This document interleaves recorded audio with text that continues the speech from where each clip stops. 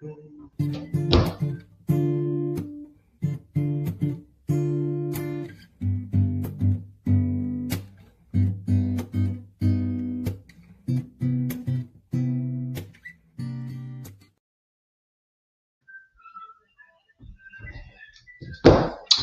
day, good day, good day, good day, everyone. How are you today? How are you today? David dropping by for a quick chit chat with you.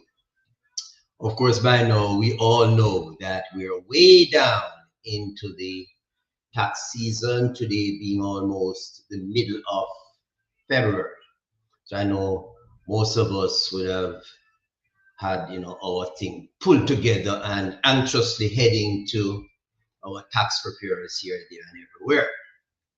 And of course, my clients have been coming by, and we started to ramp up things. There's one thing that has never failed, year in, year out, never ever failed. At this time, when taxpayers come to do their taxes, quite often questions are being asked.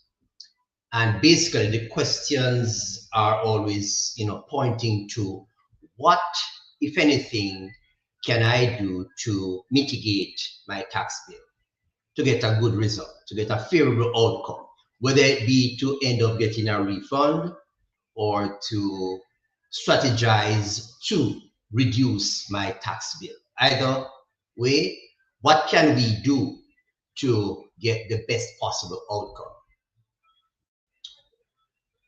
Always. And I always start by reminding that when we are in the tax preparation mode and mold, which is like now, we're preparing taxes this year, 2026, but the tax year is 2025 that ended. It means, therefore, we are reporting on something that has already occurred. So whatever planning, whatever strategizing, whatever interventions that would be advisable, in most instances, they needed to have been done in the year 2025. So that when you come to do your taxes in 2026, you'd have already put in place whatever strategy. So to come now and just now asking, what can we do? Then in most instances, we're way behind what they call the 8 ball, okay? The horse is gone through the gate. Because a lot of things that we could contemplate, that we could, implement throughout the year to help us with our tax results would have had to be done rather in the year in question. There are a few things that can still be addressed in the new year. There are things that we can still do even up to the April 15th regular tax filing season. But the bottom line is that most of what we call tax planning and tax strategizing has to be done during the course of the tax year. 2025 is a year where we needed to have been looking closely at our financials if we're business people, at our personal profile if we're just individual taxpayers, with the intention to see, as we go through the year, what are the options available to me so that I can have the best possible tax outcome when I go to file my taxes. So tax preparation, which is the mold and the mode that we're in now, does not lend itself much for any kind of planning or strategizing as far as 2025 taxes are concerned.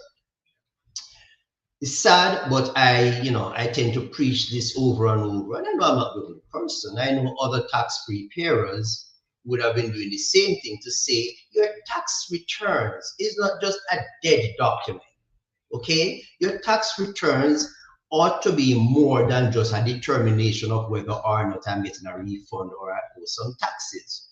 It is a live planning document that will assist you in implementing strategies as to how do I better my outcome in the future years. But most of us, we prepare our taxes, we get the tax returns, we know, okay, we're getting $5,000 refund, or hippie hooray, this year I'm owing $2,000 less than the previous year, and we're happy. And that document lies there then. But no, your tax return has a lot of information that you have to use to plan ahead. So just my little tidbit I thought I would just drop by, because as early as it is in this tax season, we keep on getting these questions. Keep on getting these questions. What can we do? David, you can do something. David, how are you going to? Etc., etc., etc.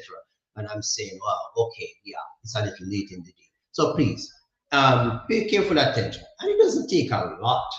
It doesn't take a lot of effort. And to the extent that you're not comfortable in interpreting your tax document to use it for future planning, then speak to your professional, whether you're a tax preparer, your CPA, whatever, to say, let us analyze the year's tax returns to see how we want to go forward, and identify the strategies that must be or should be implemented during the course of the year. Come 2026, when we're ready to prepare 2025 taxes, it's significantly late. A few things can be done, but for most of the things that could have been done, we're way behind the curve. So that's what I would just remind you now. So what does this do for you? Hopefully it will say, well, this year, when I do my taxes, when I have that document, I'm going to really pay a little more attention to the information to see if next year, when I visit my tax preparer, I will not be asking the same old question, the redundant question, the behind the curve question as to what can we now do to mitigate my taxes, but would have said, oh, by the way, these are the things that I did in 2025, and I'm bringing them to your attention. And then as a tax preparer, we say, oh, hippie hooray, I see we're taking this thing very serious.